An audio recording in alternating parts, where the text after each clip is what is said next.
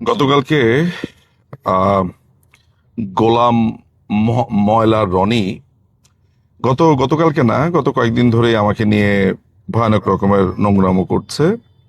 বিশেষ করে 17 তারিখে আমাদের যে প্রেস কনফারেন্স হয়ে গেল ইন্টারন্যাশনাল ক্রাইমস রিসার্চ ফাউন্ডেশনের, তারপর থেকে তার এই নোংরামিটা অদ্ভুত কারণে শুরু হয়েছে। অতীতে সে কখনো আমাকে কিছু বলার সাহস পায়নি।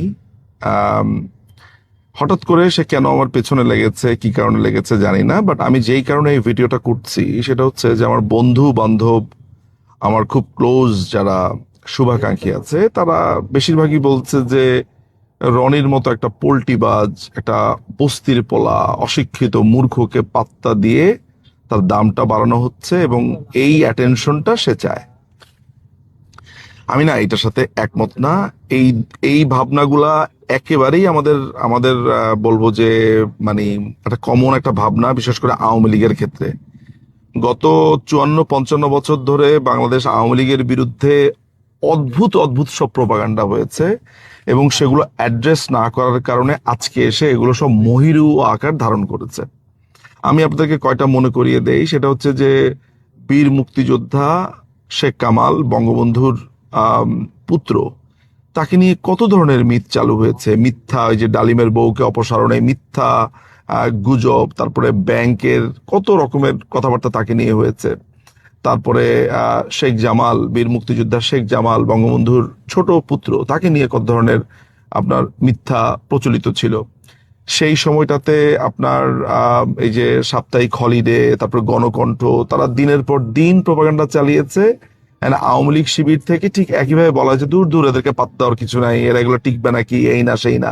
এই যে পাত্তা দেওয়ার কিছু নাই, ইগনোর করেন, পাত্তা দিয়েন না, এগুলো বলে বলে বলে বলে বছরের পর বছর মানে জাস্ট হাওয়ায় তলোয়ার চালিয়ে আমাদেরকে কালিমা লিপ্ত করেছে। ওই পথে আমি হাঁটবো না। আমাকে বলছে বা অনেকে আমাকে বলে যে পুরো সব রাস্তার কুত্তাকে যদি আপনি ঢিল মারতে যান তাহলে তো হবে না। আমি এইসব মানি টানি না। আমি একই সাথে ক্যাম্পেইন করব, ক্যাম্পেইন করার আমার যথেষ্ট আমি সেই সময় বের করব, এবং একই সাথে এই কুত্তাদেরকেও আমি ঢিল মারবো। আমি অসম্ভব রকমের অ্যাগ্রেসিভ একটা মানুষ। অ্যাগ্রেসিভ মানে অ্যাগ্রেসিভ। আমাকে কেউ যদি একবার চোখ রাঙানি দেয়, তার গিয়ে 3টা লাত্তি মেরে তার 5টা দাঁত ফালা দিব, আমি এই টাইপের লোক। তো সুতরাং আমাকে যদি কেউ একটা গালি দেয়, আমি তারা 500টা গালি দিব।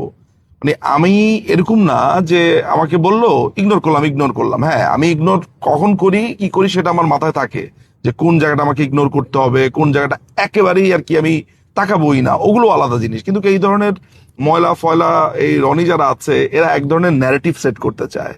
ওরা যে জিনিসটা দেখেছে সেটা হচ্ছে যে বাংলাদেশ আওয়ামী লীগের হয়ে 5ই আগস্টের পরে যেই কিছু মানুষ ফাইটটা করছে, যুদ্ধ করছে এই পুরো দানবদের বিরুদ্ধে, তাদের মধ্যে সম্ভবত আমি একজন ক্ষুদ্র হলেও পড়ি।